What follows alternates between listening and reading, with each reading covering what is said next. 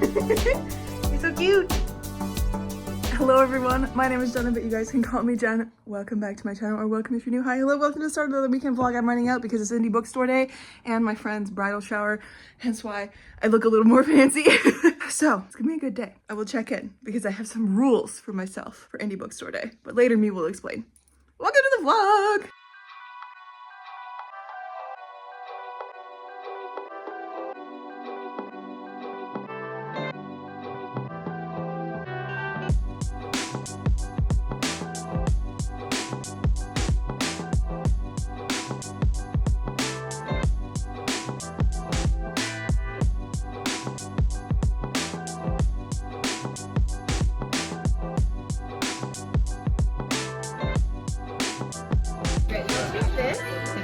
And do a spin! Yay! And you will also qualify for a spin on our prize building. This way. Thank you. Oh, shame!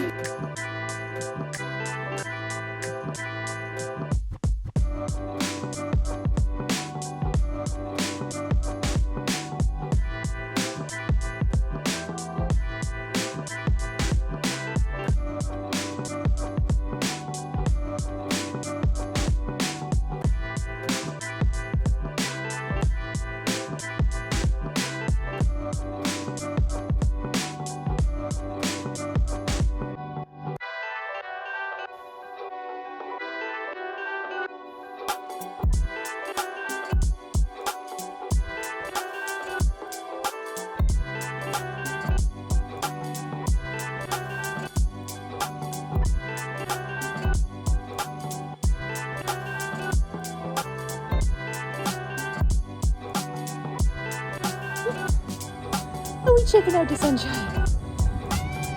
Yes, we are. What do you think? She's just like, I don't like it very much. It's noisy. What do you think? What? You hear those birds? Birdies. It's nice out.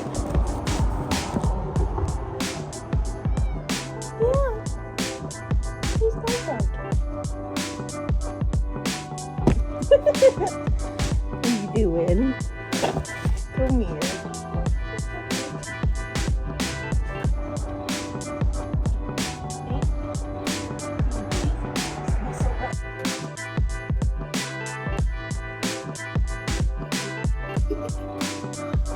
There's a little lady.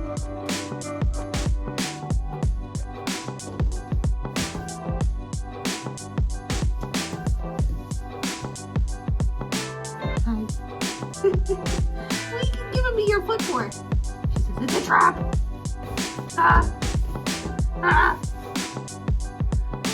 It's a trap. Someone will eat your fingers. Ow! Ow! Be careful, please. Gentle. Yeah, that's better. Thank you. I don't know how to control our bite yet. Or she says, in fact, I know exactly how to control my bite. Excuse me.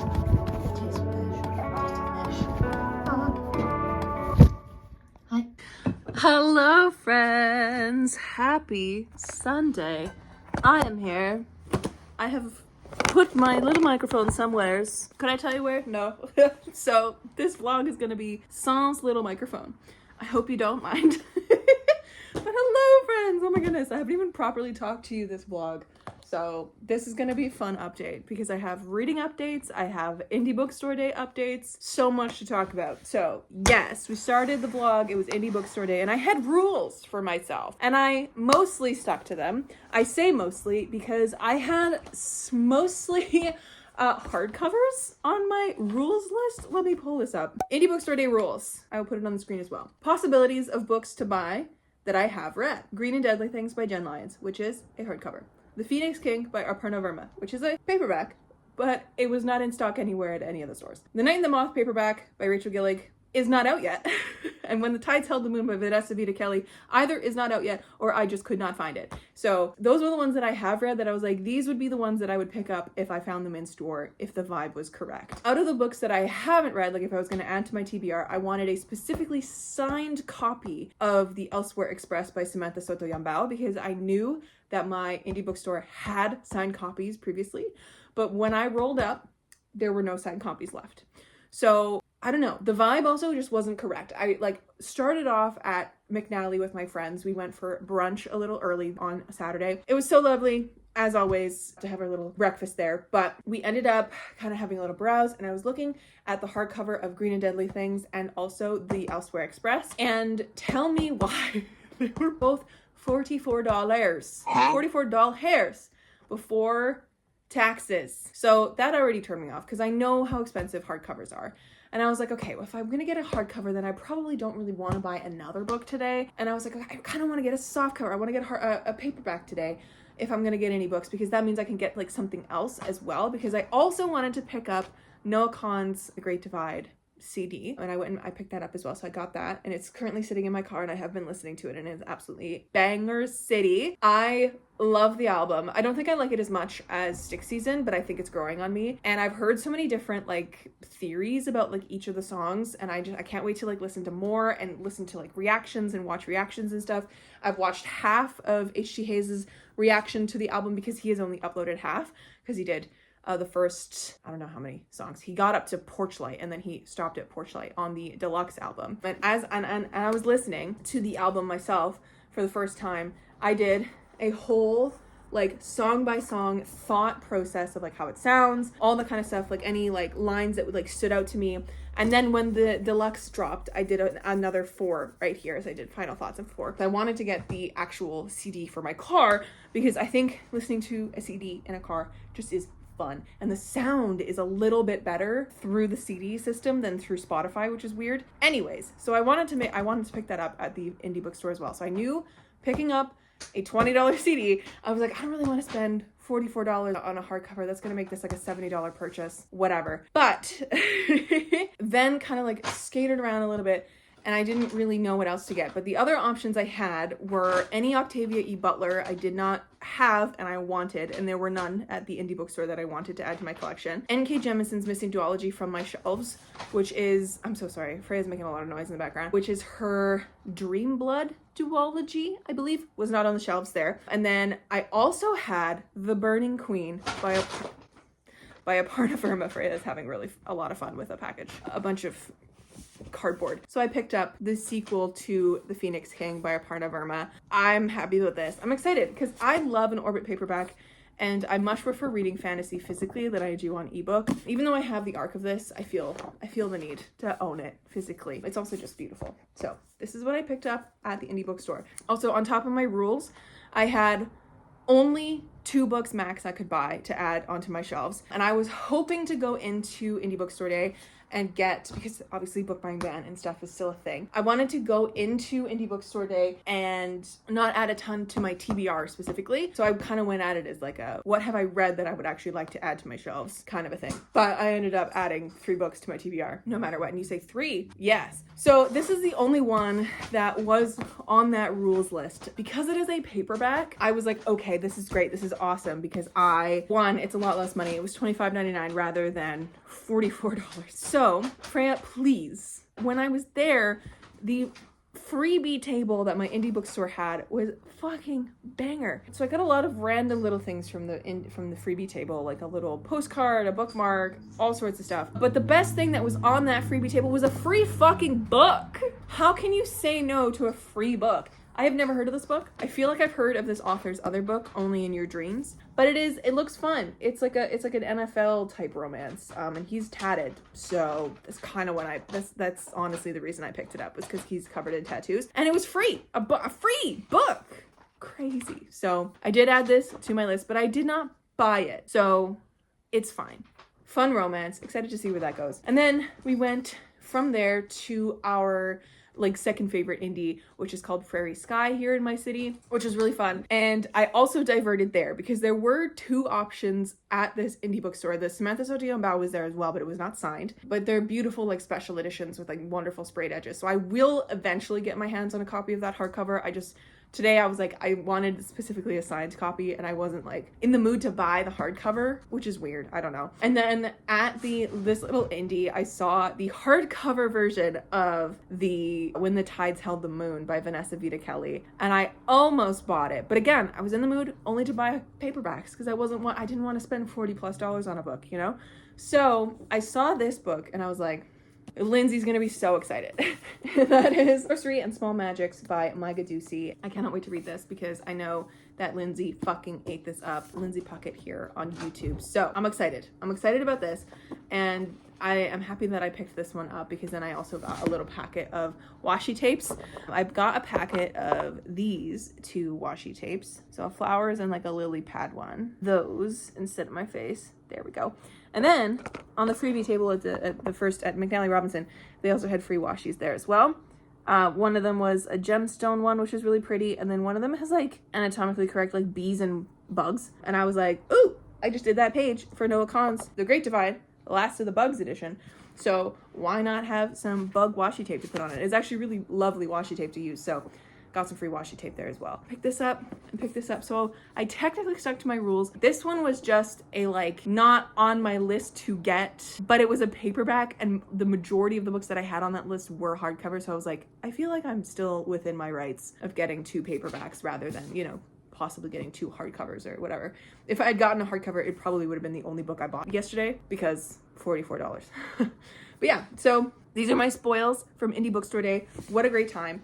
I'm still happy with myself for like pretty much sticking to my guns with the rules that I set out for myself, despite adding a book that wasn't necessarily on that list, but it is a book I have been meaning to read for a long time. I keep getting it from the library and just having to return it before I can read it. So now I have it in my hands and I'm so excited to read this because I've heard only wonderful things from Lindsay. And I trust her. I trust her inherently. Anyways, so that's my Indie Bookstore Day. And then after Indie Bookstore Day, Hannah and Sophia and I were going to our friend SJ's bridal shower. So we ended up, you know, coordinating all this Indie Bookstore Day stuff so that I could then drive us to the shower and then drive them home afterwards. So it worked out very, very well. We had our friend's bridal shower. Was lovely. A fun afternoon. Very nice, very fancy. And then I came home and did fuck all. I did fuck all. Did not do anything. And I fell asleep really early for me, which was like 1:30. But I did start reading a second book for the weekend because on Friday, I read this book, Wild Seed by Octavia E. Butler, all in one go. Octavia E. Butler. I have now read, this is my fourth book by her, and I absolutely loved my very first Octavia E. Butler, which was Parable of the Sower. And then the second one in the Parable duology, I didn't love as much. And then I read Dawn, which was the start of another series, a more sci-fi leaning series. And that one was weird, and I didn't really know how to wrap my head around it. It was something. What did I say when I read Dawn? I have it in here because I read it this year at some point. I like when I finished part one of the book, because Olivia like tends to split her books into parts. I said that my head felt stretched trying to wrap my mind around the whole weird like tentacle alien introduction with the alien species that was trying to do something with the cancer cells in humans and like was trying to like control humans and all this kind of stuff. But like my end thoughts were that I really enjoyed the thematic connections between Octavia's books because it's interesting that with Dawn and with the Parable series, we see connections because her main characters are extremely strong female main characters, and they are two women that are bringing groups of people together, whether that is by choice or whatever or not, but it's bringing people together in like face of catastrophe and danger. And it's also in those books specifically a young woman attaching herself to a much older man who is much softer, who isn't like a typical like macho man type situation. We didn't really get that attachment in this book specifically, Wild Seed, but you could argue that we got a much older man because it's like a 3-century long examination of this relationship between our main character Ayanwu and then this like 3,700-year-old god in a way. Like, he doesn't consider, like, he kind of considers himself a god, but he never says it outright. He's just like lost a lot of humanity along the way. He is like truly just a monster, the most toxic man alive, and I hate him so deeply. And it's between them. So it's like, she is immortal and she's like 3 centuries old by the time we meet her in this book, and but he's like almost 4,000 years old. You know what I mean? So like, you could say that that's an age gap romance, but it's totally different from her other age gap relationships that we have in the previous 2 books. And we don't really have a woman. We don't have it in the same way as Dawn and as Parable. We don't have a woman like bringing together a group of people, but we do, because in here, for the majority of this book, Ayanwu is a enslaved person to Doro, essentially. Even though Doro says that he does not have slaves, he owns all of the people in this book. And he has one rule, and it is to obey him. Yes, he keeps them away from chains and from the violence of a slave master in this time, because we start in the 1600s and we go until the 1800s, basically 1690 Covenant. We go from that point in time to the 1800s, and yes, he saves them from that, but then he is breeding them to basically create the perfect kind of person. Like, he's basically trying to create another one of him, because he's so lonely that but he doesn't realize he's doing it because of that. He wants to do it because he wants to see if it's possible, but he genuinely believes it's possible to create another him, like the power level, the immortality, whatever, because at this point he's been doing this for 3,700 years. He's been breeding people and like cultivating a group of people and like breeding them intermingly, like with their powers and whatever, and with their strengths, to try and create like the best of the best. And then taking those people and using them as like breeding horses or whatever. It's disgusting and awful and what have you. And then Ayanwu, he meets Ayanwu, and she is another what they call wild seed. So someone who is not of his ilk, of his creations. It is someone who has appeared from elsewhere. And then she is also immortal, which he has never met another immortal person before. So he takes her and he starts breeding her, obviously, to try and see if breeding her with him and with his sons and with other like highly powerful people will make another immortal person.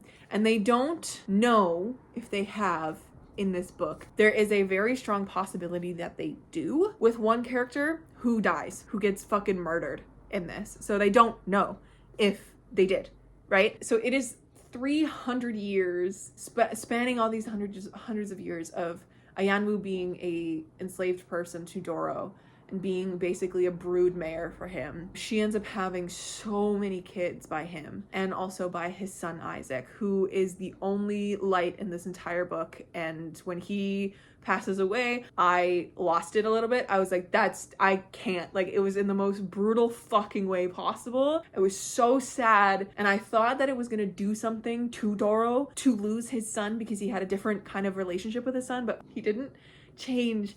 And Doro is honestly the worst. But I gotta say, like, the first chunk of this book was uncomfy, but like readable. The second chunk of this book, where we are getting Ayanwu 50, I don't even know, it's been 80 years or something that she's been with Isaac, 50 years that she's been with Isaac, and we start getting her like daughters and stuff mixed in with this.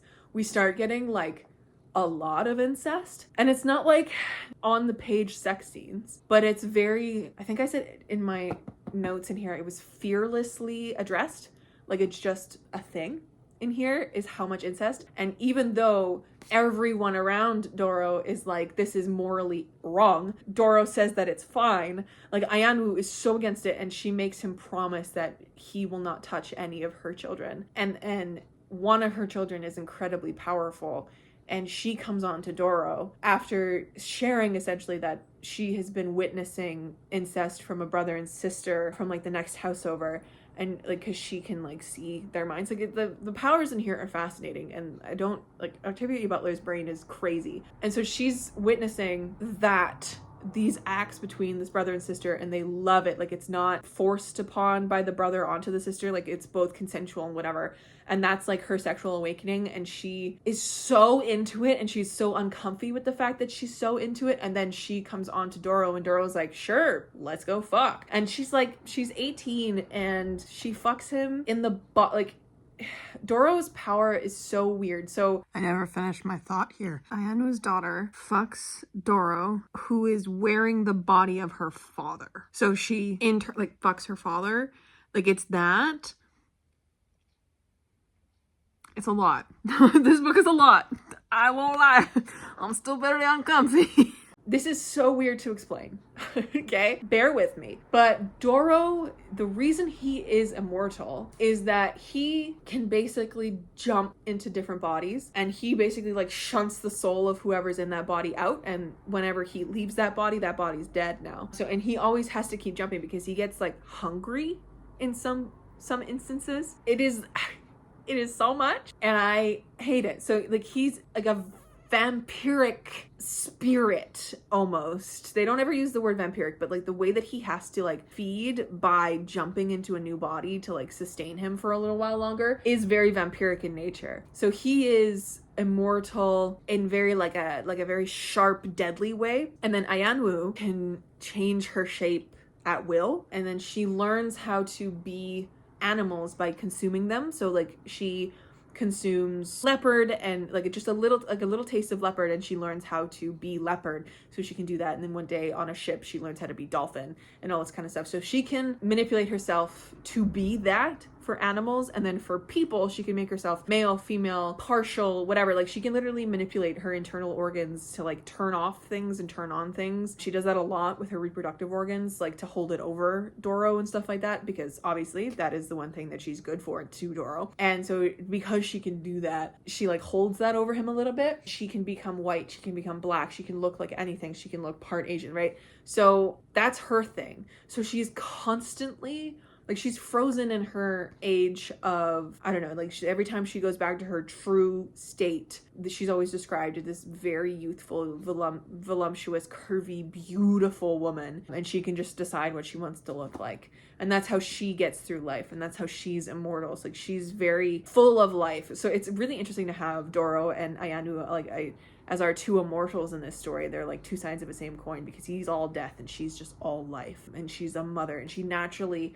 brings people around her. So really long-winded way to kind of get around to the fact that Octavia E. Butler has themes that she really likes to examine. And I think this is a slightly different view of the community making that her female characters like to do. Because in Dawn, our main character is forced into community building, essentially. Like she's forced to be the leader and the mother and whatever, and to like lord over this group of people. But in Parable, we have our main character that slowly just starts convincing people of her religion, and like slowly gathering people in the face of this, you know, absolute calamity. And she doesn't really go out of her way at the beginning to gather people into her sect, essentially. But by the time the books are done, like she is actively recruiting, like it's a cult, like she's a cult leader, right? And in this, Ayanwu by the end is desperate for family, right? Because she just wants to have people around her. She wants her children around her.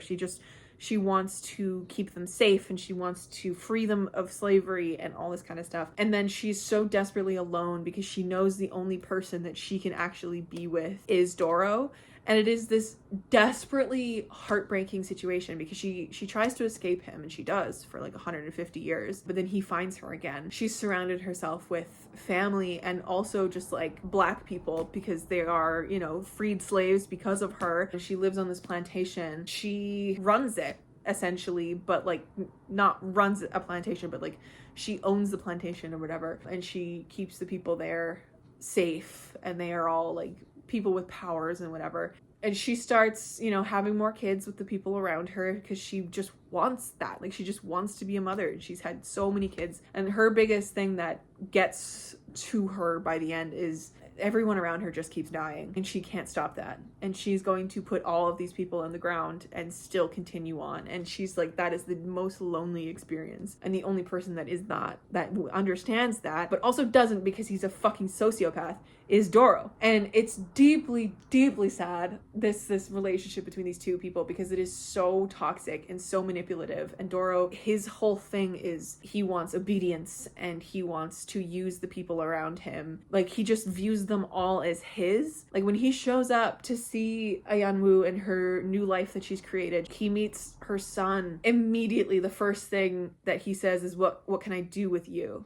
Right? Like, what can I use you for? And it is just so disgusting. And I hate Doro. I hate Doro so much. But I kept reading because Ayanwu was so strong. And I love Octavia E. Butler for writing such incredible female characters. And despite the super uncomfortable content in here with the incest and the slavery and the rape and the breeding and the just fucking abuse and just careless murder, all of this, like, it was so fascinating. And I'm very intrigued to see where this story goes from here, because this is technically the prequel to the Patternist series. I'm reading this in timeline order, not in publication order. In the sequential narrative frame, it goes Wild Seed, and then it goes Mind of My Own, which was published in 1978. And then we have Clay's Ark, which was published in 1984. Then we have Survivor, which was 1977. And then Pattern Master, 1976. I'm intrigued to see, because this introduces us to the two main characters of that series, apparently. From here, where the fuck do we go? I don't know. Anyway, so I finished that on Friday and was genuinely just mind-fucked by that book, because holy shit. Every time I pick up on Octavia E. Butler, I know I'm gonna come out of it going, wow, holy shit, Octavia E. Butler is a fucking masterwork storyteller. Do I like the books? No. But I don't have a good time reading them, but I know I'm somewhere in the uncomfiness. I am enjoying the books in a some kind of a way, which is why Dawn got 3.5 stars. This one will probably get 3.5, 4 stars as well, because it's uncomfy, which is, yeah, you know? Anyways, important reads, but fuck. Holy shit. Anyways, so last night I picked up Entwined by Hannah Long, and today I was reading more of it, and I'm now 216 pages in, and I have just under an hour left on the audiobook to wrap this bad boy up, so I'm going to be doing that as well. This is such a fun ride. I am having such a great time with it. I love Hannah Long. You guys know she's one of my favorite fantasy authors ever, and this one is no exception. I'm genuinely having such a great time with this, because it feels like it should be a movie. Like, out of all of Hannah Long's books, I want this one to be the movie, because this would be so fun. Our main character is genuinely, like, funny, and she is witty and smart. She just wants to fucking escape and live her life. She's not as, like, cutthroat as her one sister, or as, like, soulless or heartless as her other sister. She is trying to hide in plain sight and just make money so that she can escape with her fake fiance, and, like, just so that they can make a new life for themselves, because they are entwined, which is a kind of person that has magic in this world. Something like she joins her boss on this job right at the beginning, where they pick up this artifact for a buyer. She's a secretary for this person. They don't know she's entwined, but well, maybe they do know she's entwined. I don't know. But they get this object, and she knows that with this object's payout, it is like $5,000, and at this time it's like that's enough to set her for life, kind of a thing. Like, that is the biggest payout. This is her win, this is her way out, kind of a thing. She gets told to go home early by her boss, and she goes, okay, tomorrow I will come in and pick up the money. And when she goes in the next day, the office is destroyed. The artifact is gone. Her boss is gone, and she gets accosted by this guy that's called Mr. Wake, and he's on the hunt for this object, and he tells her that he's from, like, the client that they bought it for, saying that, like, Mr. Stoke, her employer, never showed up to our meeting today. Where is he? Where's the artifact? And she's like, I don't fucking know.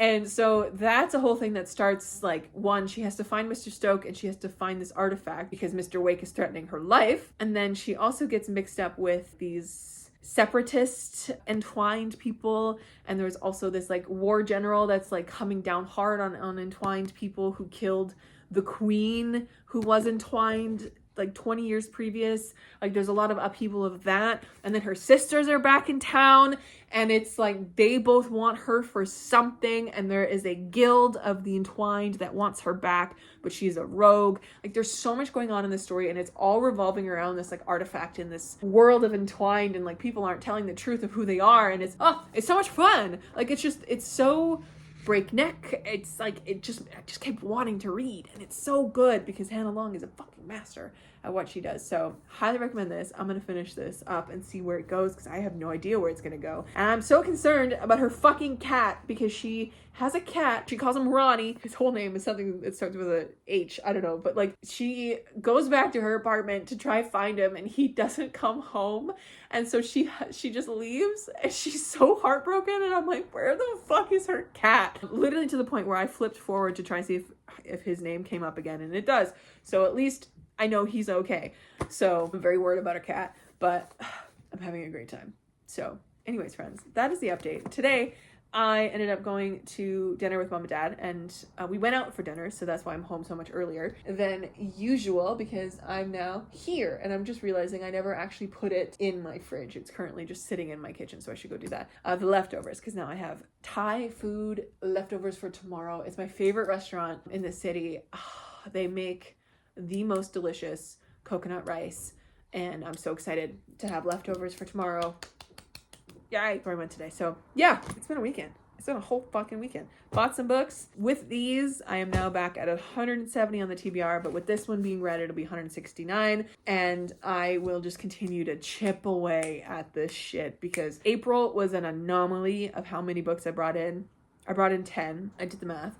So I just need to keep chipping away at it, and May will be good. I know there's a couple pre-orders coming in as well, so I'm just like trying to keep chipping away at all the books that I'm buying, bringing in, and that I have on my shelves. But I am really enjoying a lot of the books that I'm reading so far, at least lately, because I finished Japanese Gothic this week. Fucking loved it. I gave it 4.5 stars. It was so good and left me again so mind fucked. Like, this is absolutely phenomenal. If you like horror, pick this up. And if you're okay with like blood drenched horror, pick this up, because this was such a fascinating twist on a haunted house ghost story. I love it. I think that's my favorite horror trope, is like a twisted haunted house ghost story. I don't want just a regular ghost story. I don't want a regular haunted house. I want it twisted and weird like this. Like The Haunting of Velkwood. Like, I want it to be weird and like mindfucky. This was phenomenal. And to the point of like, it has made me realize that I want to reread The Poet Empress and this book before the end of the year to see if they're actually 5 stars, because they're so phenomenal, but I didn't mark them as 5 stars because they're not like new favorites. But I'm like, what if they are? And I just like need to reread them to really appreciate them. So I might do a video by the end of the year of like rereading a couple 4.5 stars to like see if they're favorites of the year. I have that in the mind bank of videos that I could do. But anyways, I've been rambling for 34 minutes. Jesus Christ. That's been my weekend. It's been great. Yeah, it's been great. Got to see my friends, got to see my parents, got to eat some really good food, got to go to some bookstores, all that good stuff. It's been a good time. It's been a really good time.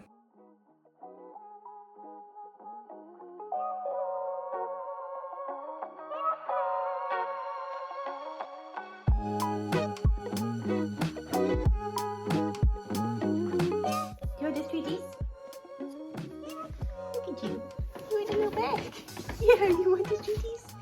Okay, let me get your puzzle. Let me do it. Yes. You like your puzzle? Yeah. She says, oh yeah, Mom. It's a great puzzle. Thank you, Mom. Smart girl.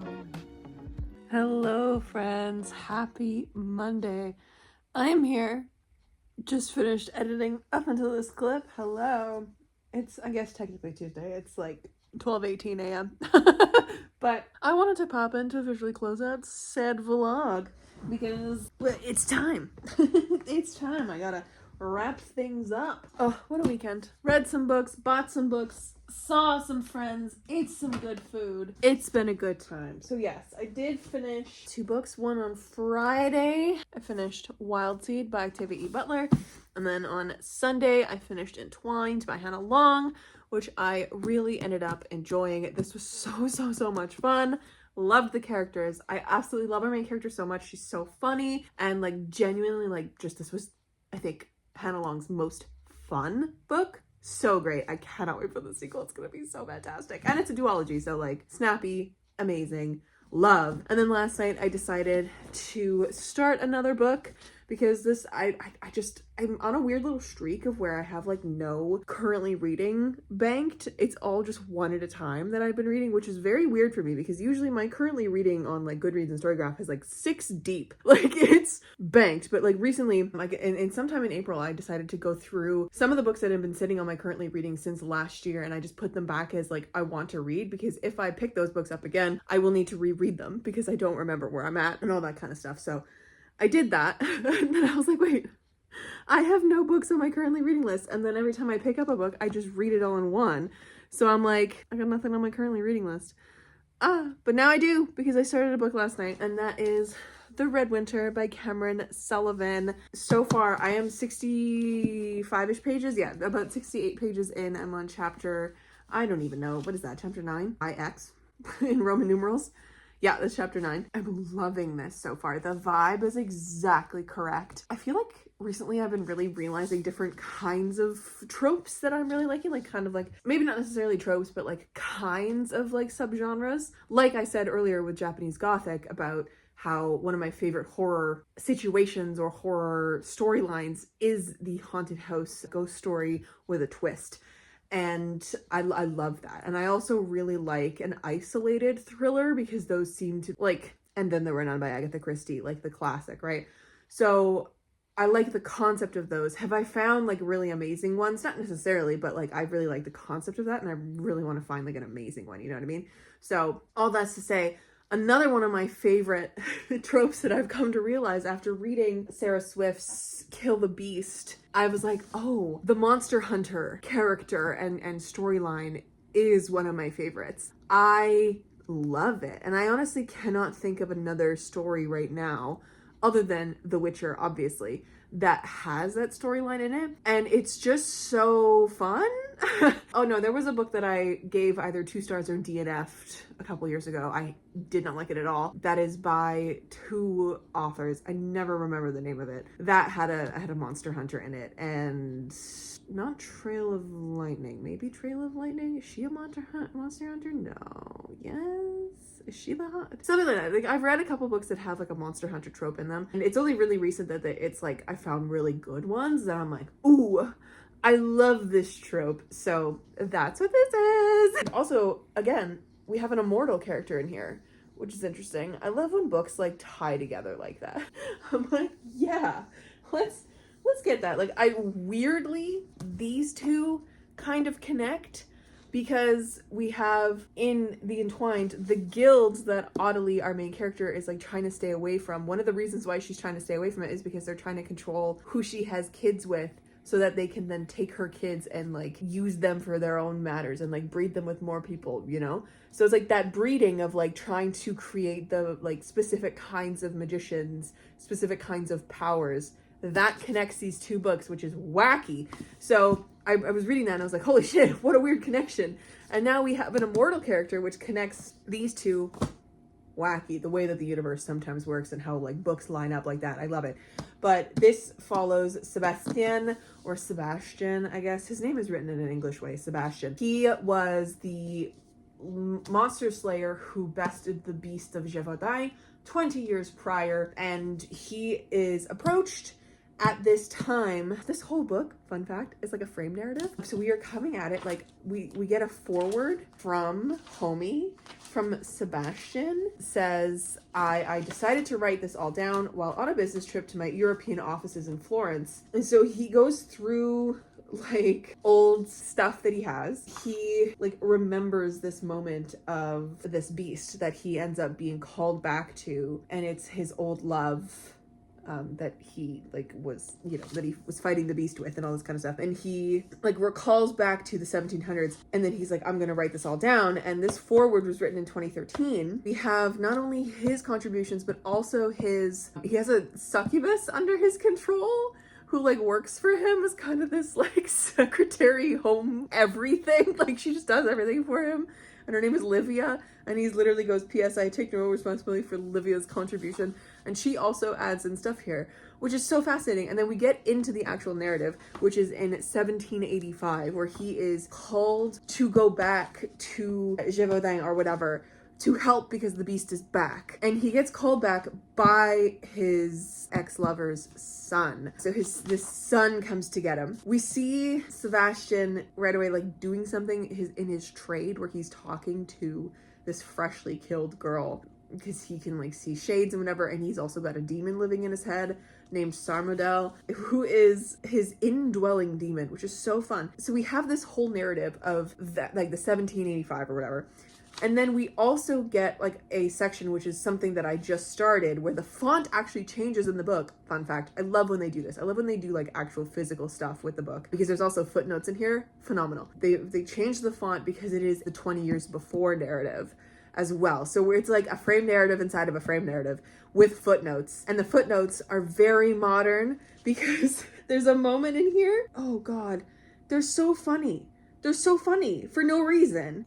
I read Livia's first entrance in here. She's so funny in the footnotes. She says, the very last footnote in her part is a little 7 next to Mars Vigila, and she says, "I will wait while you run it through Google Translate." It is so funny. Like the little tongue-in-cheek, something homie Sebastian says near the beginning. He talks directly to the reader and is like, "I hope this takes..." He says something about streaming services. I thought that was extremely funny. Like, it's just so tastefully... Oh, like, he's talking about, like, his job back in the day in the 1700s, and then he says, "Nowadays, I will also accept a bank transfer." Where the fuck does he say it? Oh, he says, "About which I will not go into detail here. We got it done, and you could go back to your online shopping."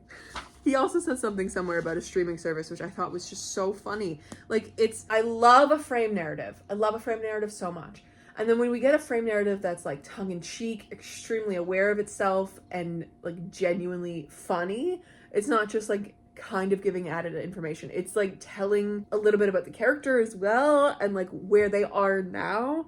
So it's fascinating, and I'm so excited to keep going with this. I've heard only good things about this book too, so I love it. Big chunky fantasy. It's high time I get back to my big chunky fantasy. And I've heard this is like super dark and brooding and desperately sad, but like the tone is so fun that I'm having a great time. I'm having a great time.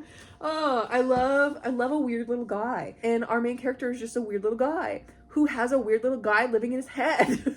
I love it.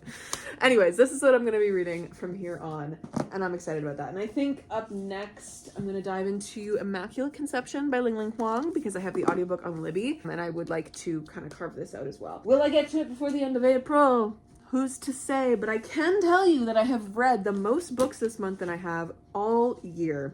I have read 10 books. I've read 10 books? What the fuck? Holy shit. I've read these 8.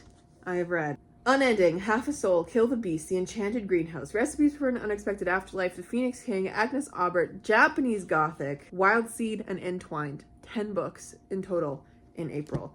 And I would really like to make it an 11th with Red Winter. Maybe Immaculate Conception will be May's first book. This weekend I read really good books, despite being so uncomfy by Octavia E. Butler's book. Like, it was definitely like a good book. Like, obviously she's a master of her time, right? And then of course Entwined was just so much fun, and I needed that. I needed that. What I've really been doing lately is following my mood reader ass into wherever the mood reader in me wants to go, and that's really the best thing, I gotta say. It all started with the cozy weekend back early in April. It was the best idea I've ever had. It like reset my reading and made me want to just keep reading. And granted, I did try and read more cozies. The more cozies I read, the less they were working. So I was like, okay, I've read the good ones. I need to now back up and reset. I've also DNF'd 4 books in April. So I've been reading in April, which is so nice. Have I been writing? Absolutely not. But tonight, one last thing before I close out this vlog, I did pick up Kazakh Latte again for just a little meander through the notes again, and I wanted to do a little bit of brainstorming, so I did a couple pages of it.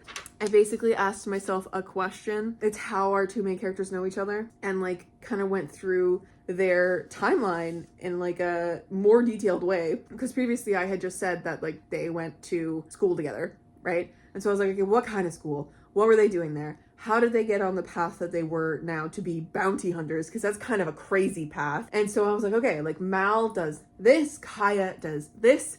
They come together because of this.